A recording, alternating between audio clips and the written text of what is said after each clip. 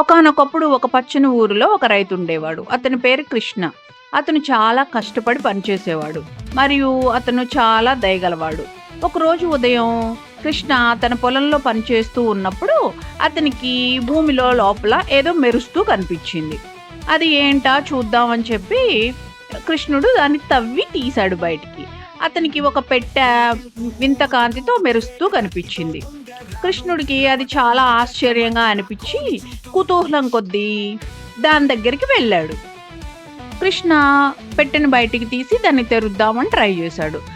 కృష్ణ ఎప్పుడైతే పెట్టెను తెరుద్దామని ట్రై చేశాడో వెంటనే అక్కడ ఒక సౌండ్ వినిపించింది. ఈ పెట్టెను తెరిసే ముందు దాని యొక్క రహస్యాన్ని అర్థం చేసుకొని ఆ తర్వాత తెరువు అని ఒక తేలికపాటి స్వరం వినిపించింది. అప్పుడు కృష్ణ చుట్టూ చూశాడు, కానీ అతనికి ఎవ్వరూ కనిపించలేదు. వెంటనే అతనికి మనసులో చాలా భయం కలిగింది. దానితో పాటు ఉత్సుకత కూడా కలిగింది. కృష్ణ ఆ పెట్టెను ఊరి పెద్దమ్మైన లక్ష్మి దగ్గరికి తీసుకువెళ్దాం అనుకున్నాడు. ఆవిడికైతే వీటి గురించి తెలుస్తుంది. ఆవిడ వద్దకు వెళ్ళి ఈ పెట్టె గురించి తెలుసుకోవాలి అనుకున్నాడు. ఆవిడ దగ్గరికి పెట్టెను తీసుకొని వెళ్ళినప్పుడు ఆ పెద్దమ్మ, ఈ పెట్టె శ్రీకృష్ణుడిది, ఇది చాలా శక్తినిస్తుంది, కానీ దీనితో చాలా జాగ్రత్తగా ఉండాలి అని చెప్పింది.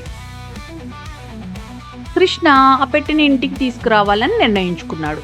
ఆ పెట్టెను ఇంటికి తీసుకొచ్చి దాన్ని దాచిపెట్టాడు. కానీ రాత్రి అయ్యే కొద్దీ అతనిలో ఆ పెట్టెలో ఏముందో చూడాలి అన్న కోరిక పెరిగిపోసాగింది. దానితో అతను ఆ పెట్టెను మళ్ళీ తెరిచాడు. అకస్మాత్తుగా ఆ పెట్టె మెరవడం ప్రారంభమైంది. మెరిసి అందులో నుంచి శ్రీకృష్ణుని దర్శనం అయ్యింది. కృష్ణుడు ఈ విధంగా చెప్పాడు, కృష్ణ, ఈ పెట్టె చాలా శక్తివంతమైనది, దానిని తెలివిగా ఉపయోగించుకో అని దేవుడు చెప్పాడు. కృష్ణ తన పంటలను బాగా పండించమని కోరుకోవాలనుకున్నాడు. కానీ అతని మనసులో వివిధ రకాల కోరికలు ఉండటంతో అతను ఆత్రంగా నాకు ధనవంతుడు అవ్వాలని ఉంది అని కోరుకున్నాడు. దానితో ఆ పెట్టె మళ్ళీ మెరిచింది. మెరవగానే అకస్మాత్తుగా వాళ్ళ ఇంట్లో బంగారు నాణేలు పడడం ప్రారంభించాయి. ఎప్పుడైతే బంగారు నాణేలు పడుతున్నాయో ఊరిలో అదంతా కలకలం రేగింది. అందరూ బంగారు నాణేల కోసం గొడవ పట్టడం ప్రారంభించారు.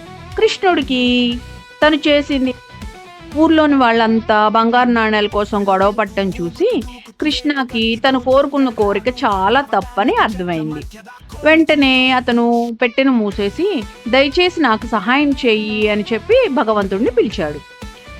పెట్టెను ఎప్పుడైతే మూసేశాడో అప్పుడు వెంటనే శ్రీకృష్ణుడు మళ్ళీ ప్రత్యక్షమయ్యి, నిజమైన శ్రేయస్సు దయ మరియు భాగస్వామ్యంలో ఉంటుంది, దురాశలో కాదు, అందరికీ సుఖం కావాలని కోరుకుంటే అది నిజమవుతుంది అని మాయమైపోయాడు.